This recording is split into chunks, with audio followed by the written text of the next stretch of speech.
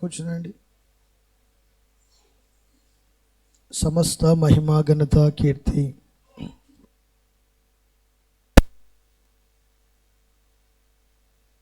ప్రభావములు యుగ యుగాలు మన దేవునికి చెందునుగాక. ఆమేన్ చెప్పండి. మరోసారి చెప్పండి. హల్లెలూయా, హల్లెలూయా. దేవుని వాక్యంలోనికి వెళ్దామండి.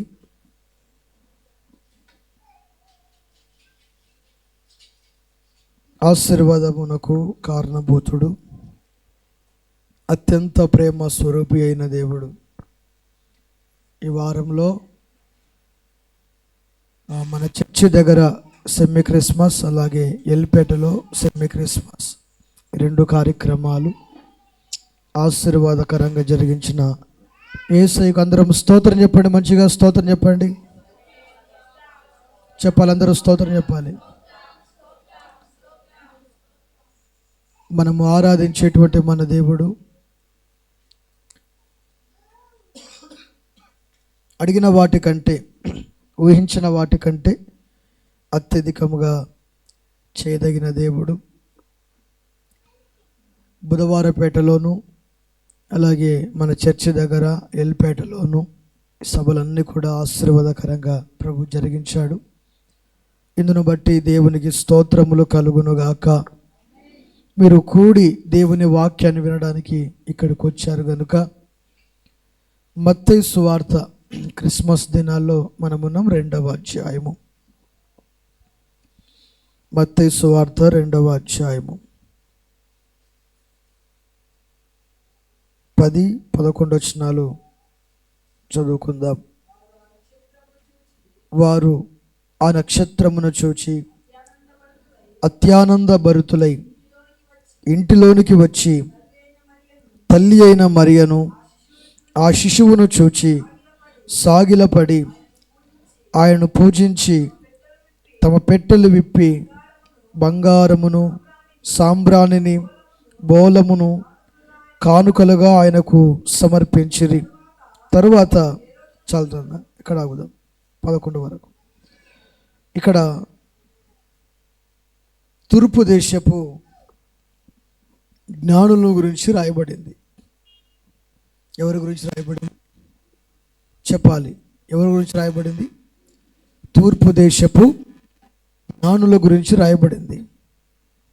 ఏం చేశారయ్యా ఈ జ్ఞానులు అంటే, ఆకాశంలో ఒక నక్షత్రం ఉదయించిందంట. ఎక్కడ ఉదయించిందంట అంటే, నక్షత్రాలు ఆకాశంలో ఉదయించక ఏడ ఉదయిస్తాయి పాస్టర్ గారు? భూమి మీద మొలుస్తాయా? చెప్పాలి. కానీ నక్షత్రాలు చాలా ఉన్నాయి. నక్షత్రాలు చాలా ఉన్నాయి. ఆ నక్షత్రము కంటే, ఆ నక్షత్రాలన్నిటికంటే ఈ జ్ఞానులు చూచినటువంటి నక్షత్రము ఒక ప్రత్యేక. మీకు అర్థమవుతుందా? ఎవరు చూసిన నక్షత్రము? జ్ఞానులు చూచిన నక్షత్రం. ఈ నక్షత్రమును చూచినటువంటి వారు వీరు జ్ఞానులు. ఎలాంటి జ్ఞానులు అంటే, పరిశోధన చేస్తారు, శాస్త్రవేత్తలు అనుకుందాం. వీరు చేసేటువంటి పని ఏమిటంటే, ఆకాశములో ఒక నక్షత్రము ప్రత్యేకంగా కనబడుతూ ఉంది, అసలు ఎందుకు ఆ నక్షత్రము ముందుకు కొనసాగించబడుతుంది అని నా వైపు చూడాలి. ఈ ముగ్గురు జ్ఞానులు బయలుదేరారంట. దేని వెంట బయలుదేరారు? దేనికోసం బయలుదేరారంటే, నక్షత్రమును చూడడానికి నక్షత్రం వెంట వెళ్తూ ఉన్నారు. ఒక ఆయన అంటాడు, ఈ నక్షత్రము ఇంత ప్రత్యేకంగా ప్రకాశిస్తుందంటే, ఎవరో జ్ఞానుల్లో ఒకరు అంటారు, గొప్ప వ్యక్తి బహుశా పుట్టి ఉండవచ్చు. అవి ఇంత ఏంటో మనము చూద్దాం, పదండి వెళ్దాం అని వారు ప్రయాణము చేస్తున్నారు. వారు చేసేటువంటి ప్రయాణాన్ని బట్టి సరాసరి యెరూషలేముకు వచ్చారు. యెరూషలేముకు వస్తే యెరూషలేములో ఎవరిని కన్సల్ట్ అవ్వాలో తెలియక అక్కడ ఉన్నటువంటి హేరోదు రాజు దగ్గరికి వెళ్ళారు. ఎవరి దగ్గరికి వెళ్ళారు చెప్పాలి? హేరోదు రాజు దగ్గరికి వెళ్ళారు. ఈ హేరోదు రాజు చేసినటువంటి పని ఏమిటంటే, ఆయన సింహాసనం మీద కూర్చున్నాడు. అక్కడ కూర్చున్నటువంటి వారు ఎవరు, ఎక్కడి వారు, ఎందుకు వచ్చారు అని ఆయన సింహాసనం మీద ఆసీనుడై మాట్లాడుతూ ఉన్నాడు. అయ్యా, నీ కోసం ఎవరో సైనికులు అంటున్నారు, తూర్పు దేశపు జ్ఞానులంట, వారు మీకోసం వచ్చారండి. అవునా? వాళ్ళు నా దగ్గర ప్రవేశపెట్టండి. వాళ్ళు వచ్చారు. బాబు,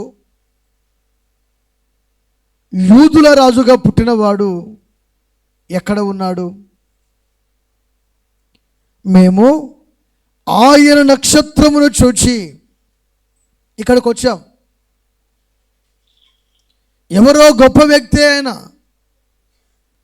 ఆయన యూదులకు రాజే. ఈ రాజు పుట్టుట గొప్ప భాగ్యం గనుక యూదుల రాజుగా పుట్టిన వ్యక్తి ఎక్కడ ఉన్నాడు మాకు చెప్పండి, మేము వెళ్తాము అన్నారు.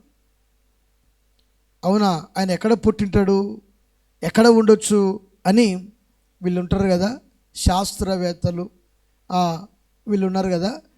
అక్కడ మరికొందరు శాస్త్రులు, పరిసయ్యులు, ధర్మశాస్త్రోపదేశకులు, శాస్త్రులు, పరిసయ్యులు, ధర్మశాస్త్రోపదేశకులు. శాస్త్రులు దేవుని వాక్యాన్ని బోధించేవాళ్ళు మందిరాల్లో. పరిసయ్యులు సంఘములో ఉండి పరిచర్య చేస్తూ సంఘ పెద్దలుగా ఉండేవాళ్ళు. వీళ్ళలో శాస్త్రుల్ని ప్రవేశపెట్టారు. ఈ శాస్త్రులు వచ్చి రాజుగారి దగ్గర నిలబడినప్పుడు రాజుగారు మాట్లాడుతున్నారు. యూదుల రాజుగా మన దేశంలో ఎవరైనా పుడతారా, ఏమైనా మీ గ్రంథాల్లో రాయబడి ఉన్నాయా అని అడిగారు. హేరోదు రాజు యూదులకు రాజుగా ఉన్నాడు ఆల్రెడీ. ఆయన ఎవరికి రాజుగా ఉన్నాడు? యూదులకు రాజుగా ఉన్నాడు. ఆయన మనసులో ఒక కపటమైనటువంటి స్వభావం వచ్చింది. నేను వేరొక రాజు ఉన్నాడా, నేనే రాజును, నేను తప్ప ఇంకొక రాజు ఉన్నాడా అని వాళ్ళలో మాట్లాడుకుంటూ సన్నుకుంటూ తనలో తాను ఉన్నాడు. ఇంతలో వీళ్ళు వచ్చారు. ఆ చర్మపు చుట్టలు తెరిచి గ్రంథాలు తెరిచి పరిశోధిస్తే, ఓ యూదయ బెత్లెహేమ, స్వల్ప గ్రామమైన నీవు, నీలో నుండి ఇశ్రాయేలును ఏలబోవాడు వస్తాడు, భయపడవద్దు అని దేవుని వాక్యములో జకర్యా ప్రవక్త ప్రవచించినటువంటి ప్రవచనాన్ని వారు చదివారు. వారు చదివి వినిపించిన తర్వాత వారు వెళ్ళారండి. బెత్లెహేములో పోతాడు అంటే బెత్లెహేమునకు జ్ఞానులు ప్రయాణమై వెళ్ళిపోయారు. వారు ప్రయాణమై వెళ్ళి సరాసరి వెళ్తూ ఉంటే ఆ నక్షత్రము వారికి ముందుగా నడిచిందంట. కొట్టు చప్పట్లు గట్టిగా. ఆ నక్షత్రము వారికి ముందుగా నడిచిందంట. ముందుగా నడిచేటువంటి ఆ నక్షత్రాన్ని బట్టి వారు వెళ్ళిపోతున్నారు. ఎక్కడ దాకా వారు వెళ్ళారయ్య అంటే, నక్షత్రం ఎక్కడైతే ఆగిందో అక్కడే. అప్పటికి యేసు ప్రభు వారు ఎక్కడ పుట్టారు? బెత్లెహేములో పుట్టారు. బాగా వినండి, యేసు ప్రభు వారు ఎక్కడ పుట్టారు? బెత్లెహేములో ఏ స్థలంలో పుట్టారు? పశుల పాక. మనకు తెలిసినటువంటి వార్త. పశువుల పాక. కానీ యేసుక్రీస్తు ప్రభువారు సత్రములో, లూకా సువార్తలోనికి రెండవసారిగా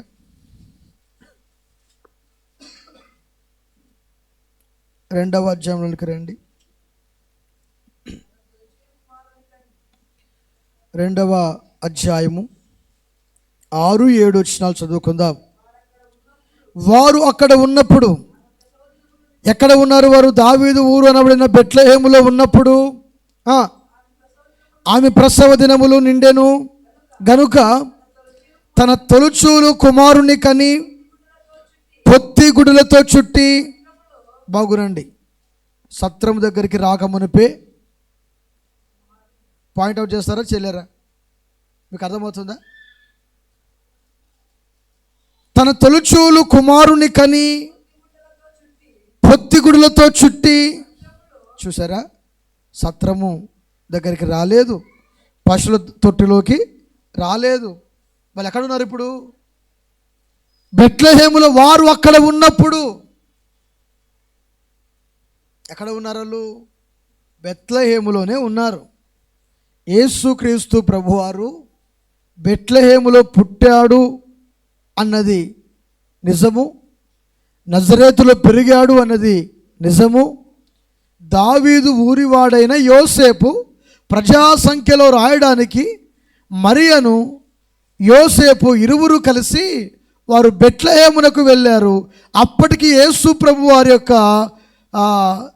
సంపూర్ణంగా యేసు ప్రభు వారి గర్భము ధరించి ఆమె ప్రసవ దినములు, అంటే చూడండి, 9 నెలలు దాటిన తర్వాత ఇంకా ఏం చేస్తారంటే, అమ్మ దినాలు పడ్డాయి, తల్లి కాసుకొని ఉంటుంది ఇంటి దగ్గర.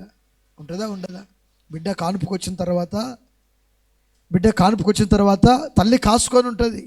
అమ్మో 9 నెలలు పడింది నా బిడ్డకు, అప్పుడో ఇప్పుడో అని ఆమె ఆడొక 1000 రూపాయల అప్పు, ఈడొక 1000 రూపాయల అప్పు తీసుకొచ్చుకొని పైసలు దగ్గర పెట్టుకొని హాస్పిటల్కి వెళ్ళాలా, మంత్రస్నానాలు చేస్తారా, ఎక్కడ ఎలాంటి నార్మల్ డెలివరీ అవుతుందా, ఏ డెలివరీ అవుతుందని తల్లి గుండెలు ఒక పక్కన భయం ఉరుకులాడుతూ ఉంటుంది. ఆల్మోస్ట్ నేను చెప్పే మాటలు మీకు నిజం కాదంటారా? అన్నీ 9 నెలలు పడిన తర్వాత ముందు జాగ్రత్తలు. కొంతమంది కుంపటకు కుండ రెడీ చేసుకునేవాళ్ళు, బొగ్గులు ముగ్గులు రెడీ చేసుకునేవాళ్ళు ఉన్నారా లేరా? పాత మెత్తని చీరలు గుడ్డ చుట్టడానికి రెడీ చేసుకునేవాళ్ళు. ఇదంతా నాకు ఎట్ట తెలుసు అంటే, మా అత్త సిద్ధపరిచేది, మా పాస్టరమ్మ వాళ్ళమ్మ సిద్ధపరిచేది. ఎందుకు సిద్ధపరుస్తున్నావు అని అడిగితే, ఇంక రేపో మాపో పిల్ల కంటది కదయ్యా, దానికోసము. ఓహో, వీరు ముందుగానే తల్లి ప్రిపేర్లో ఉంటుంది. కొంతమంది ఎదురు చూస్తూ ఉంటారు, అప్పుడో ఇప్పుడో 9 నెలలు పడితే ఇంకా తాపికి బయటికి పోయినా, ఏమ్మా ఎట్లుందమ్మా, బయటికి పోయి వచ్చినా, అమ్మ ఎట్లుందమ్మా, బాగుందా, అమ్మ బాగుందిలేమ్మా. ఆమె కొంచెం కనుక అమ్మా అనేసరికల్లా ఏమైందమ్మా, ఏం ఉరుకురుకుతూ ఉంటుంది తల్లి. ఎవరి కోసం ఉరుకుతుంటుంది? తన బిడ్డ కోసము. ఏమన్నా ఆ నొప్పులు స్టార్ట్ అయినాయేమో, డెలివరీ టైమ్స్ ఏమో అని చెప్పేసి పరిగెత్తూ ఉంటుంది. అది కాదులేమ్మా, బిర్రుగుందమ్మా, నడచలేకపోతున్నామ్మా. అప్పుడే గర్భముతున్నటువంటి ఎవరికి? ఆ తల్లికిది గర్భవతి అయినటువంటి ఆమెకు తెలుసు, దినములు ఇంకా ఇది వరకు వచ్చిన నొప్పులా లేవు. పిండము ఆ డెలివరీ టైంలో జారుతూ ఉంటుంది. ఆ టైంలో పెయిన్స్ వస్తాయి. ఆ నొప్పులకు తట్టుకోలేక ఇంక ఇది సమయం అంటే గర్భము కూడక బిడ్డను విడిచిపెడుతుంది. నేను ఇంకా నిన్ను గర్భములో పెట్టలేను, బయటకు నిన్ను పంపిస్తానంటే 9 నెలలు నిండిపోయినాయి, నీ దినములు సంపూర్ణంగా ఇదిగో 9 నెలల తర్వాత 9 రోజులకు, 10 రోజులకు, 15 రోజులకు, 20 రోజుల లోపు 10 నెలలు పడిందంటే మళ్ళీ భయపడతారు, ఏమైందో కదా అని. 9 నెలల లోపు 10లో పడే సరికల్లా కాన్పు జరగాలి. బహుశా మరియమ్మ పరిస్థితి కూడా అలాంటిదే. గమనించాలి. మరియమ్మ తాను చేసేటువంటి పని ఏంటంటే, కైసరు ఐగుప్తు వలన ఆజ్ఞ అయింది కనుక, ప్రజాసంఖ్య రాయాలి కనుక వారు వెళ్ళి వారి పేర్లు నమోదు చేసుకోవడానికి వచ్చారు అక్కడికి.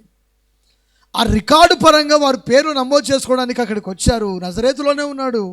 వ్యాపార పరంగానో వృత్తి పరంగానో యోసేపు నజరేతుకి వెళ్ళాడు. మరియ కూడా నజరేతులోనే ఉంది. చూడండి, గమనించాలి ప్రభు బిడ్డలారా. అక్కడ దేవుడు ఆమెను దర్శించాడు. ఆమె ప్రసవ దినములు నిండినటువంటి ఆ సమయాన వారు ఇక్కడ బెత్లెహేమునకు వచ్చారు. బెత్లెహేములో ఎక్కడ కూడా వారికి స్థలము లేదు.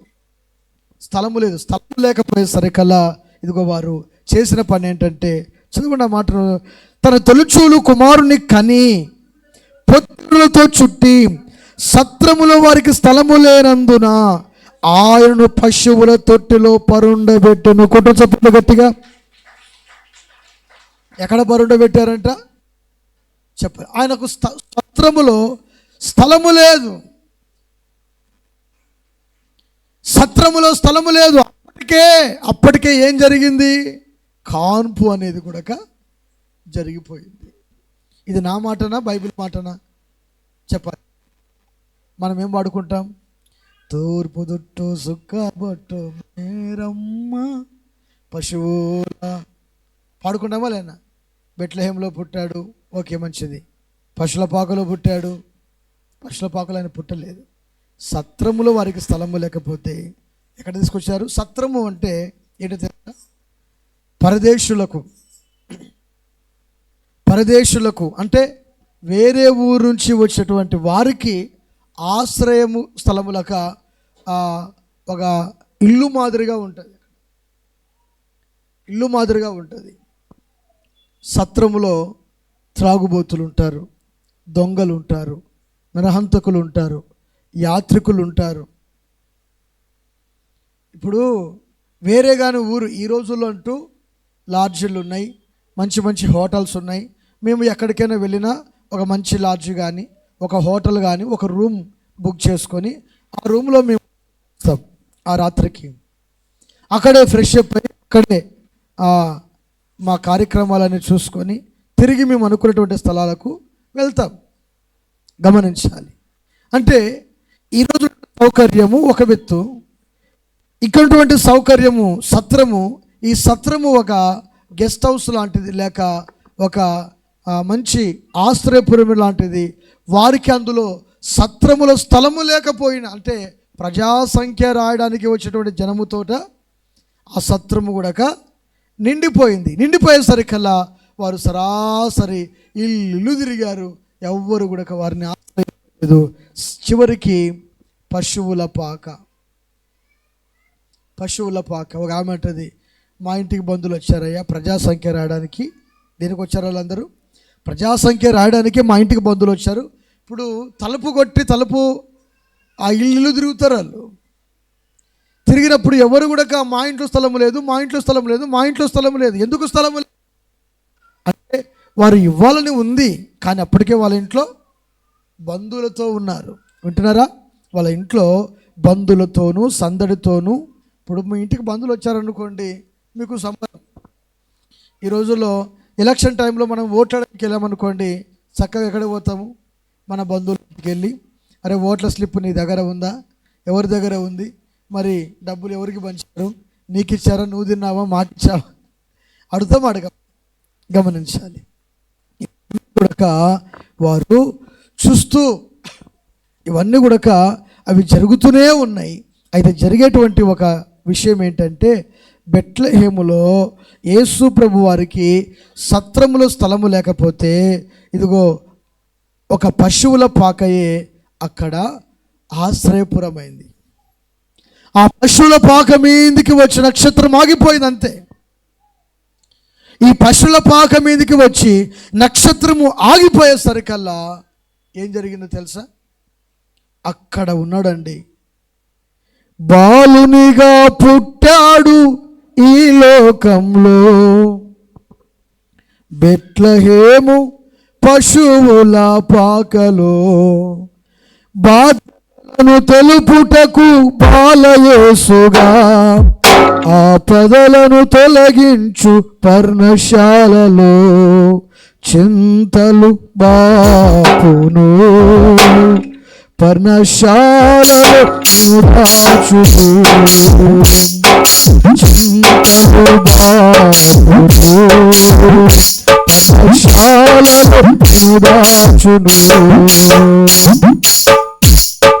బాధ్యతలను తెలుపుటకు బాలయేసుగా ఆపదలను తొలగించు పర్ణశాలలో చింతలు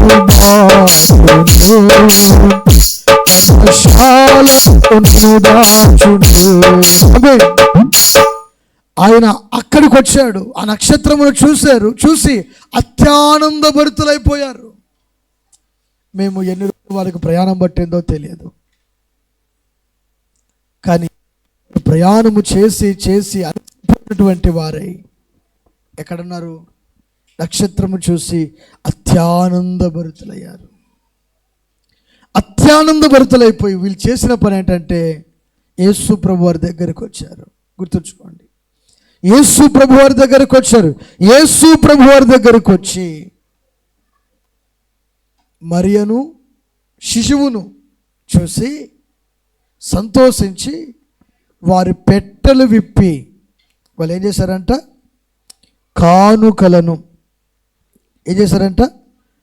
వారు ఆ నక్షత్రము చూచి అత్యానందభరితులై ఇంటిలోనికి వచ్చి తల్లి అయిన మరియను ఆ శిశువును చూచి సాగిలపడి ఆయనను పూజించి తమ పెట్టెలు విప్పి బంగారమును సాంబ్రాణి బోలమును కానుకలుగా ఆయనకు సమర్పించిరి. దేవుని స్తోత్రం కలుగునుగాక. హల్లెలూయా. గమనించాలి, కానుకల పెట్టెలు విప్పి వారి కానుకల పెట్టెలు విప్పి బంగారు సాంబ్రాణి బోలము. ఎందుకయ్యా అంటే ఈయన రాజులకు రాజు ప్రభువులకు ప్రభు హేరోదు రాజును మించినటువంటి గొప్ప దైవపుత్రుడు యేసుక్రీస్తు ప్రభువారు మాత్రమే. కొట్టు చప్పట్లు గట్టిగా. హేరోదు రాజే కాదు, ఈ లోకములో ఉన్న రాజుల యొక్క సింహాసనాన్ని కూడా అందరికి పడిపోయాయి, కానీ యేసుక్రీస్తు ప్రభువారి యొక్క సింహాసనం మాత్రమే నిలిచి ఉన్నది. గట్టిగా చప్పట్లు కొట్టి ప్రభుని స్తుతిద్దామండి. క్రీస్తునందు బిడ్డరా, ఈ స్క్రిప్ట్ గురించి మన పిల్లలు వేద్దామని బాగా కష్టపడ్డారు. సండే స్కూల్ టీచర్ అందరూ బాగా కష్టపడ్డారు. ఏ రోజు రాజు దగ్గరికి వచ్చేసరికల్లా ఏం చేయాలి నెత్తికిక్కుంటున్నారు. ఇంకా ఏ రోజు రాజు సింహాసనం మీద కూర్చున్నటువంటి రాజు సింహాసనం మీద రాజుగా కాళ్ళ మీద కాలేసుకుని కూర్చున్నాడు. రే పెళ్లి సూపులోకి వచ్చినావరా, ఏ రోజు రాజువా నీవు అని నేను అడిగితే అన్న నువ్వు చెప్తే ఇట్లా కూర్చోమంటావు, ఆమె చెప్తే అట్ట కూర్చోమంటావు, ఎట్ట కూర్చోమని నేను అంటాడు. మిమ్మల్ని చూసి అందరు నవ్వుతారా, పోస్ట్ పోన్ చేయండి, ఏదైనా పాటలు నేర్చుకుంటారా బాబు అని చెప్పేసి అన్న. దేవుని స్తోత్రం కలుగును గాక. హల్లెలూయా. మీరు ఉంటే ఆ సన్నివేశం భలే ఉండు చూసింటే కన్నా అవుతున్నారు. ఏస్తున్నట్టు ఉన్నారు కదా పద్మక. మీరు గమనించాలి, అక్కడ హేరోదు రాజు చేసినటువంటి పని ఏంటంటే భయంకరమైనటువంటి విషపూరితమైనటువంటి స్వభావము కలిగి యోసేపును మరియు యేసు ప్రభు చూచి వారి పెట్టెలు విప్పి కానుకలు సమర్పించి వారు ఏ రోజు రాజు దగ్గరికి వెళ్దాం అని వారు ప్రయాణమే వెళ్తూ ఉంటే రాజు అంటాడు అప్పటికే, మీరు వెళ్ళి యేసు ప్రభు వారిని చూసి బాగా విచారణ చేసి నా యొద్దకు తీసుకొని రండి అని చెప్పాడు. ఆ వర్తమానం నా దగ్గరికి తీసుకురండి, నేను ఉడక వెళ్ళి పూజిస్తాను అన్నాడు. కానీ వారు జ్ఞానులు హేరోదు దగ్గరికి వెళ్దామనుకున్నారు. దేవుని యొక్క దూత దర్శనమందు వారితో మాట్లాడి, ఇదిగో మీరు వచ్చిన మార్గాన వెళ్ళక వేరొక మార్గాన వెళ్ళండి అని చెప్పిందంట. గట్టిగా చప్పట్లు కొట్టి ప్రభుని స్తుతిద్దామండి.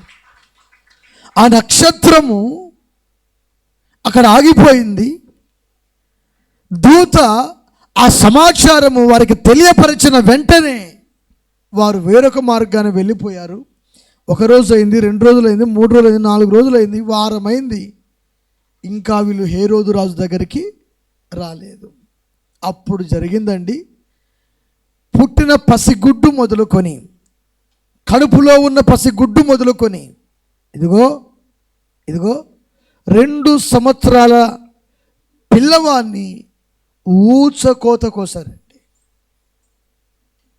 ఎంతమంది చనిపోయారు. సాతానుడు చూడండి, యేసు ప్రభు వారు ఈ లోకంలో జన్మిస్తే ఈ లోకంలో ఉన్న మనుషులందరూ కూడా రక్షణ పొందుతారని, మారు మనసు పొందుతారని, బాప్తిస్మలోనికి వస్తారని, యేసు ప్రభు దేవుడని వారు విశ్వసిస్తారని వారు చేసిన పని ఏంటంటే, గమనించాలి, సాతానుడు హేరోదు రాజును ఎంతగా ప్రేరేపించాడు. దేవుని వాక్యంలో రాయబడింది, రామలో గొప్ప అంగలార్పు, అంటే తల్లులు పిల్లలు చనిపోతూ ఉంటే చూడండి ఎంతగా ఎంతగా ఎంతగా. చదవండి ఒకసారిగా 16-10 మత్తయి సువార్త 2వ అధ్యాయము 16-17 వచనాలు.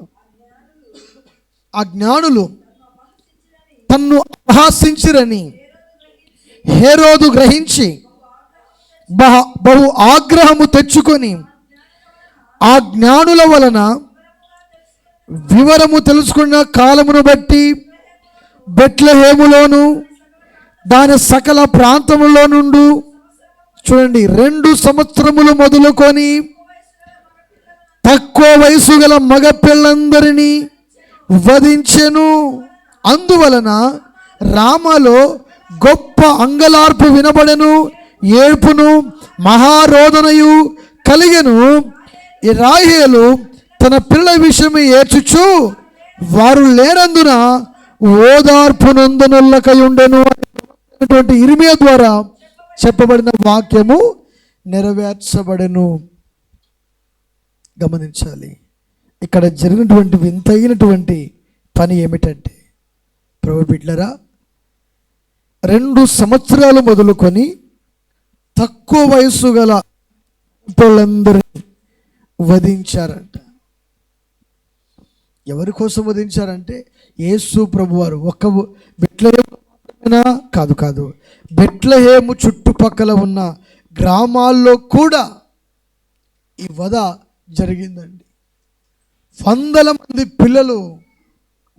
మంది పిల్లలు వారి ఎముకలు, గమనించాలి, వారి ఎముకలు ఇప్పటికీ చరిత్రకు ఆధారముగా దొరికినాయంట. గట్టిగా చప్పట్లు కొట్టి ప్రభువుని స్తుతిద్దామండి.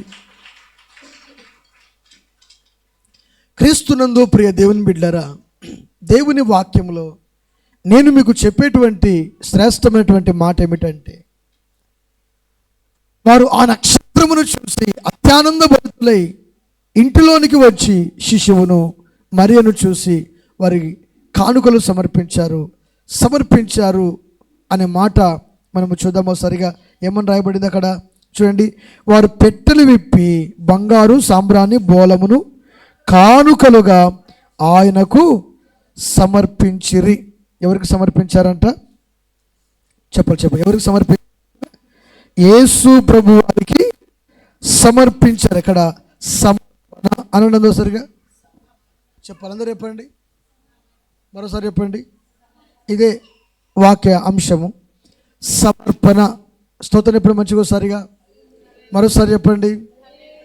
సమర్పణ అనేది చాలా ప్రాముఖ్యమైనది.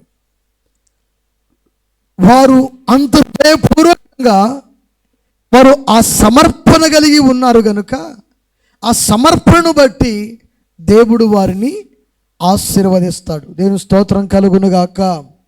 బైబిల్ గ్రంథంలో కయ్యను సమర్పించాడు, దేవుడు అంగీకరించలేదు.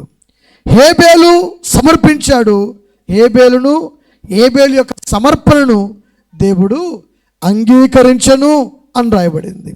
గమనించాలి, దేవుని వాక్యంలో నేను మీకు చెప్పేటువంటి మాట ఏమిటంటే, సమర్పణ, ఒక సేవ విషయంలో సమర్పణ కలిగి ఉండాలి, పరిచర్య విషయంలో సమర్పణ కలిగి ఉండాలి.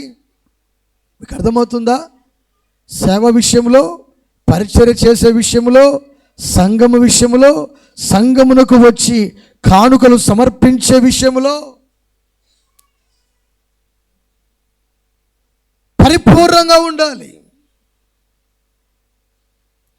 నీవు అర్పించేటువంటి ఆ సమర్పణ, ఆ అర్పణ పరిపూర్ణమైనదై ఉండాలి. సమర్పణ అంటే నీది కాదు, నీది కాదు. నాది సమర్పణ అంటే నాది కాదు, నేను నీకే ఇచ్చే అంటే అర్పణ నీకే మొత్తం కూడా సమర్పించుకుంటున్నాము, మా దగ్గర ఏమీ లేదు. క్రైస్తవ బిడ్డ, దేవుని సన్నిధిలో ఒక క్రైస్తవ విశ్వాసి సమర్పించుకున్న తర్వాత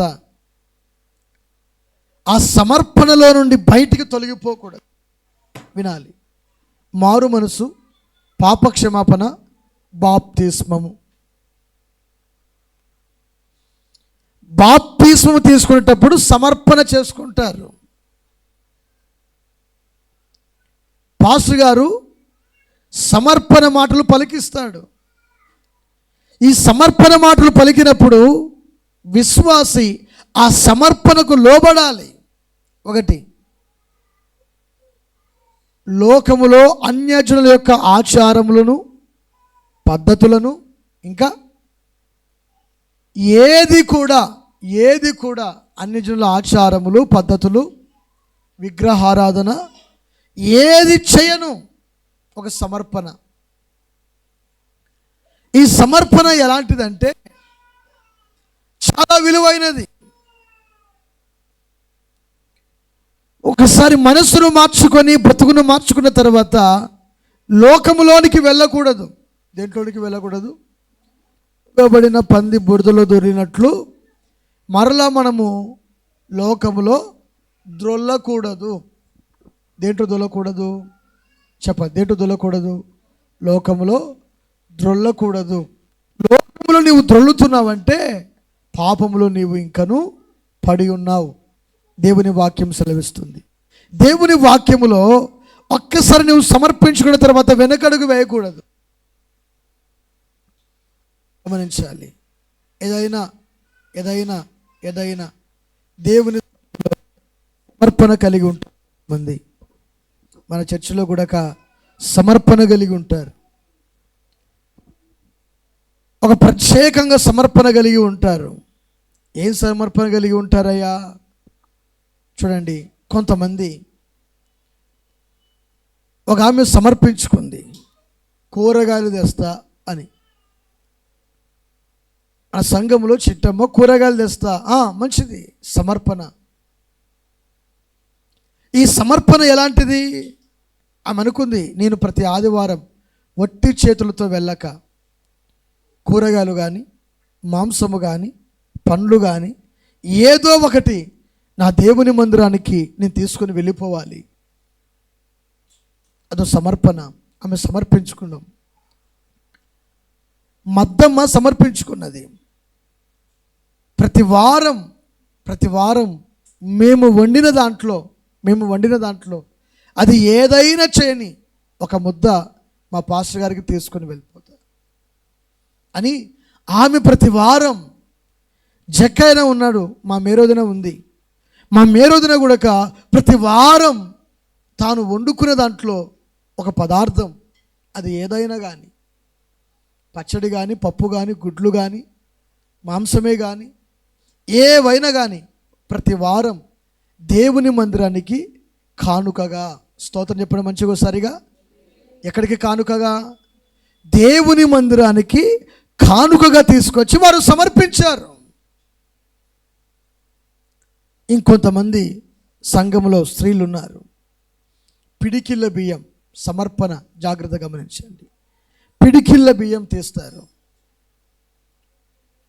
ఈ పిడికిళ్ళ బియ్యం తీసేటప్పుడు మీరు ఏది వండుకుంటారో, వండుకున్న దాంట్లో దేవా నీ మందిరానికి, చాలామంది స్త్రీలు ఉన్నారు, చాలామంది స్త్రీలు, అందరి పేరు చెప్పలేనండి, తీసేటువంటి భక్తిగల స్త్రీలు అందరూ ఉన్నారు. వారు పిడికిళ్ళ బియ్యము తీస్తారు. అదో సమర్పణ దేవుని సన్నిధిలో.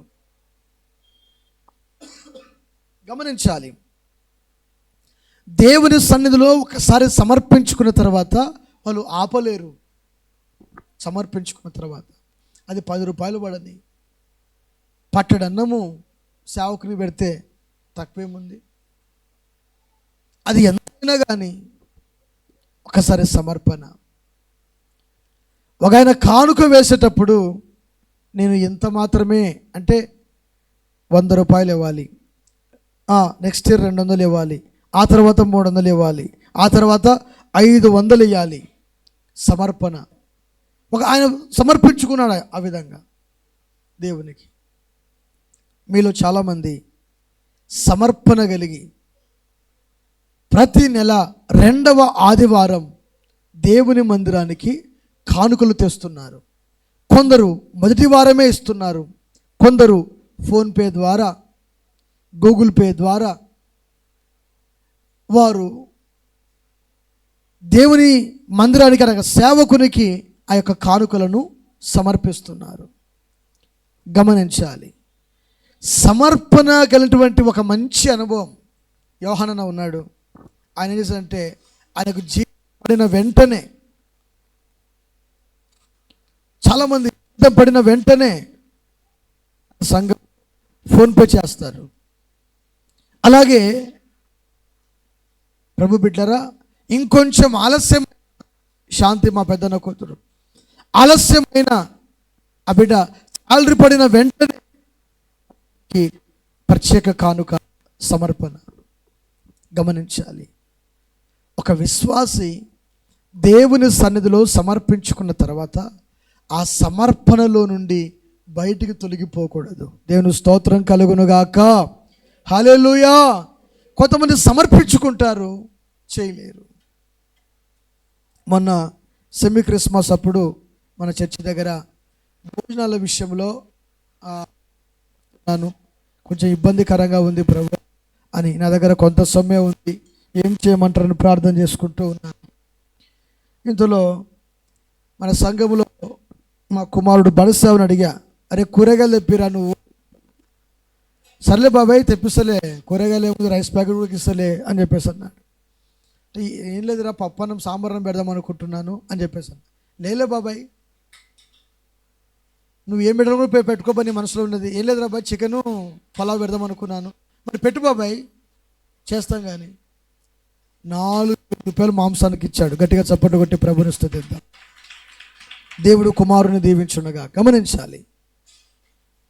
నిన్న ఎల్పేట మీటింగ్లో జక్కైన అన్న ఇటు సంగతి అంటే మొత్తం అంతా కూడా భోజనాలు చూసుకున్నారు. నిజంగా క్రీస్తునందు ప్రియ దేవుని బిడ్డలారా, ఒక సమర్పణ దేవుని సన్నిధిలో ఒక విశ్వాసికి ఉండాలి, రావాలి. అది గొప్ప త్యాగం. యేసు ప్రభు వారికి వారు బంగారు, సాంబ్రాణి, బోలము.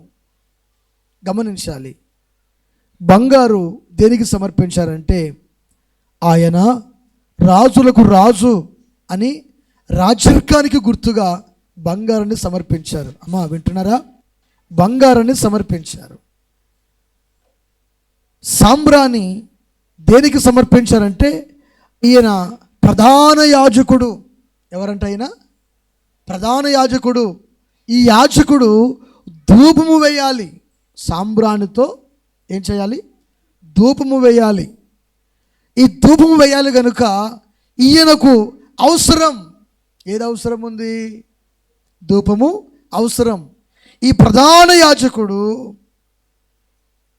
ధూపం వేస్తాడు.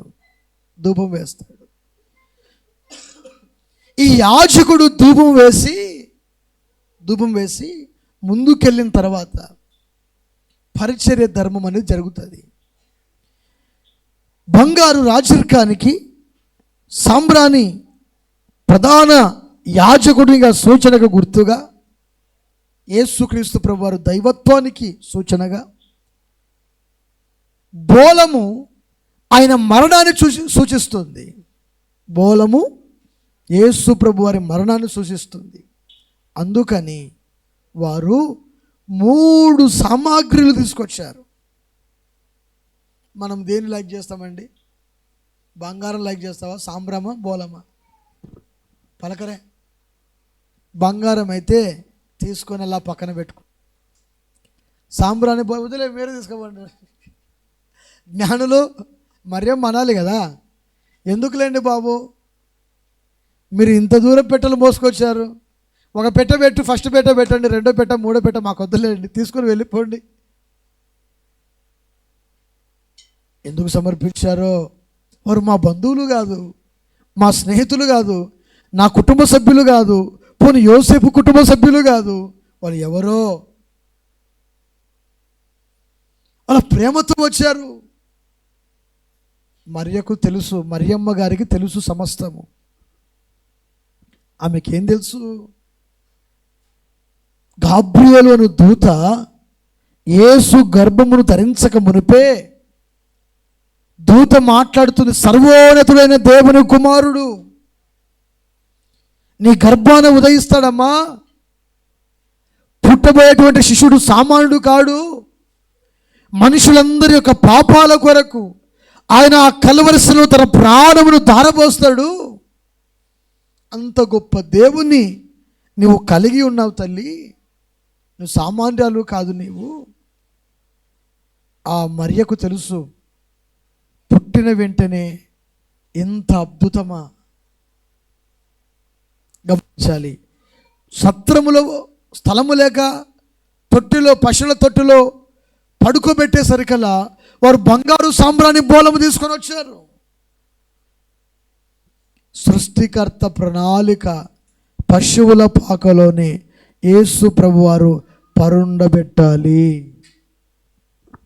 హల్లెలూయా, హల్లెలూయా. పశువుల పాకలోనే యేసు ప్రభువారిని పరుండబెట్టాలి.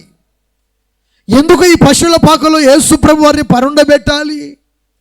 ఏ అంతఃపురంలోనో, ఏ రాజుగారి భవనములోనో, ఏ మంచి మంచి ప్యాలెస్లోనో దేవదూత గాబ్రియేలుకి చెప్పింది కదా, అలాగే హేరోదు రాజుకో లేకపోతే ఆ ప్రాంతంలో రాజులందరికీ కూడా ఇదిగో ఈయనే రక్షకుడు, రాజు మీ ఇంట్లో పుడతాడు, మీ ఇంట్లో ఉంటాడు, మీ ఇంట్లో చేర్చుకోండి అని చెప్పొచ్చుగా. వింటున్నారా? కాదు కాదు కాదు కాదు.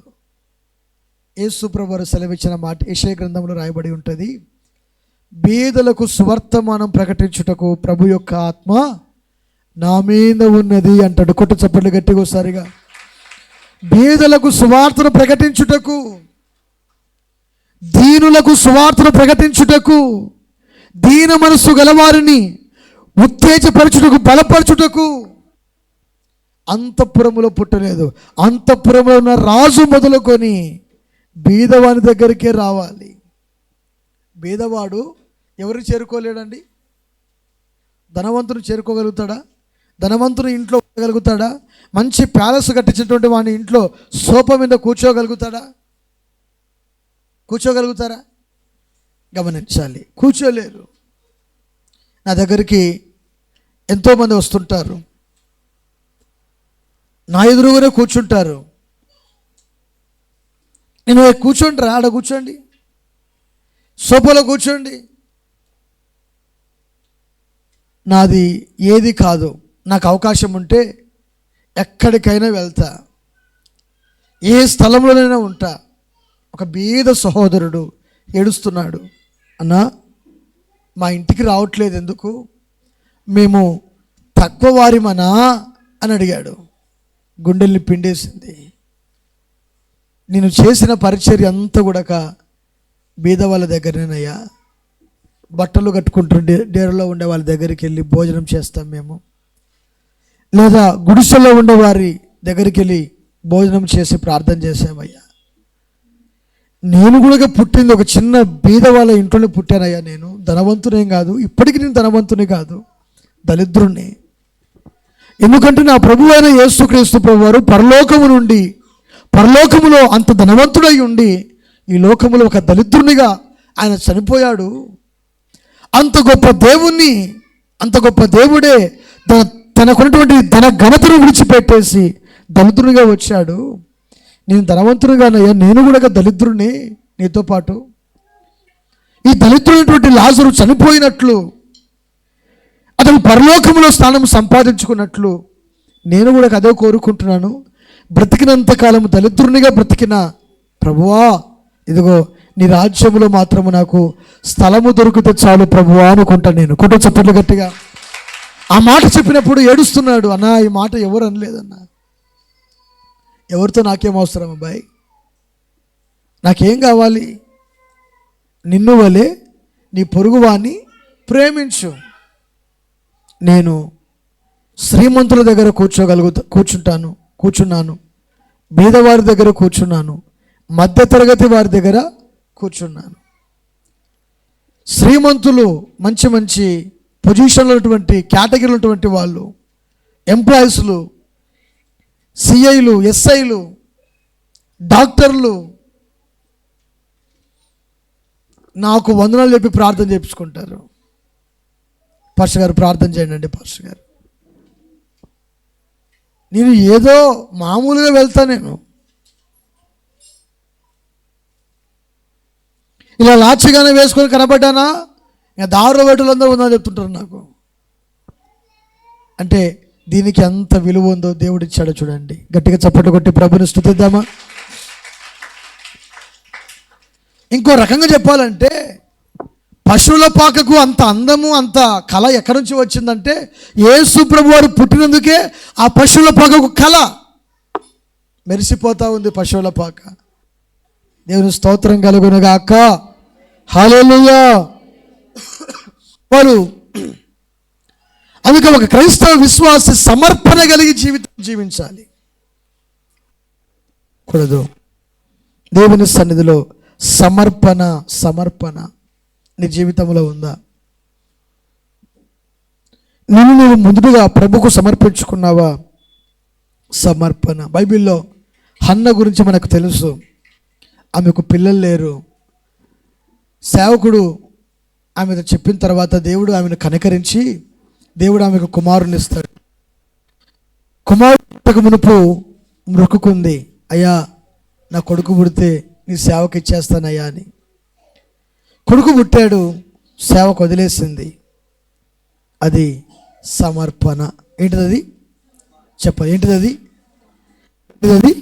సమర్పణ. ఆమె మొక్కుకున్నట్లు చెల్లించేసింది. అది సమర్పణ. మీకు అంటే ఎక్కువగా ఎక్స్ప్లెయిన్ చేసే అవసరం లేదు. ఆల్రెడీ మీకు సమూయేలు గురించి, హన్న గురించి తెలుసు మీకు. గమనించాలి. కీర్తన గ్రంథంలోకి రెండవసారిగా 72వ అధ్యాయము 10వ వచనం. 72:10. తార్షీషు రాజులు దీపముల రాజులు కప్పము చెల్లించెదరు. షేబా రాజులను కానుకలు తీసుకుని వచ్చెదరు. రాజులందరూ యేసు ప్రభు వారికి నమస్కారము చేసెదరు. అన్యజనులందరూ అతని సేవించెదరు. దళిద్రులు మొరపెట్టగా అతని వారిని విడిపించును. దీనులను నిరాధారులను అతడు విడిపించును. గట్టిగా చప్పట్లు కొట్టి ప్రభువుని స్తుతిద్దామా? ఈ కీర్తన సొలొమోను గారు రాశారండి. ఈ సొలొమోను గారు రాసినటువంటి ఈ కీర్తనలో శ్రేష్టమైన చక్కని మాట ఏమిటంటే, తార్షీషు రాజు, దీపముల రాజు కప్పము చెల్లిస్తారు. షేబా రాజులు కానుకలు తీసుకొని వచ్చెదరు. ఎవరికి తీసుకొస్తారు? యేసు ప్రభు వారి దగ్గరికి కానుకలు తెస్తారు. హల్లెలూయా అని చెప్పి అతని నమస్కారము చేస్తారని కూడా మాట్లాడుతున్నారు. చూడండి, వారు దేవునికి కానుకగా సమర్పించారట. దేవుని స్తోత్రం కలుగునుగాక. ఇంకో మాట మీకు చూపిస్తారు. రోమీయులకు రాసిన పత్రిక 12వ అధ్యాయము 12వ వచనం. రోమీయులకు రాసిన పత్రిక 12:12లోనికి రండి. 12:12లో నిరీక్షణ గలవారై సంతోషించుచు, శ్రమయందు ఓర్పు గలవారై, ప్రార్థనయందు పట్టుదల కలిగి ఉండుడి. పరిశుద్ధుల అవసరములలో పాలు పొందుచు శ్రద్ధగా ఆతిథ్యమిచ్చుచుండుడి. చూసారా, ఇక్కడ చక్కని శ్రేష్టమైన మాట ఏమిటంటే, ఆసక్తి విషయంలో మాంద్యులు కాక ఆత్మ విషయంలో తీవ్రత గలవారే ప్రభును సేవించండి అని చెప్పి, నిరీక్షణ గలవారే సంతోషించుచు, శ్రమయందు ఓర్పు గలవారై, ప్రార్థన యందు పట్టుదల కలిగి ఉండండి. పరిశుద్ధుల అవసరములలో పాలు పొందుచు. కూర్చోండి. పరిశుద్ధుల అవసరములో పాలు పొందుచు. పరిశుద్ధుల అవసరాలు ఏంటండి? సేవకుల ప్రయాణాలే కావచ్చు, సేవకుల కుటుంబ పోషణే కావచ్చు, లేకపోతే వారికి అవసరంగా సువార్త పరిచయం చేయడానికి అక్కరగా ఉన్నవేవో కావచ్చు. ఆ విధంగా మీరు సమర్పించినప్పుడు దేవుడు మిమ్మలను ఆశీర్వదిస్తాడు. దేవుని స్తోత్రం కలుగునుగాక. హల్లెలూయా. అదే రోమీయులకు రాసిన పత్రిక 1-2 వచ్చిన చదవండి ఒకసారిగా. అదే రోమీయులకు రాసిన పత్రిక 1-2 వచనాలు, 12వ అధ్యాయం 1-2 వచనాలు. కాబట్టి సహోదరులారా, పరిశుద్ధమును దేవునికి అనుకూలమునైన సజీవ యాగముగా మీ శరీరములను ఆయనకు సమర్పించుకొనుడని దేవుని వాత్సల్యమును బట్టి మిమ్మును బ్రతిమాలుకొనుచున్నాను. ఇట్టి సేవ ఇది యుక్తమైనది. మీరు ఈ లోక మర్యాదను అనుసరింపక ఉత్తమును అనుకూలమును సంపూర్ణమై ఉన్న దేవుని చిత్తము ఏదో పరీక్షించి తెలుసుకున్నట్లు మీరు మనస్సు మారి నూతన మగుట వలన రూపాంతరము పొందుడి. గట్టిగా చప్పట్లు కొట్టి ప్రభుని స్తుతిద్దామా.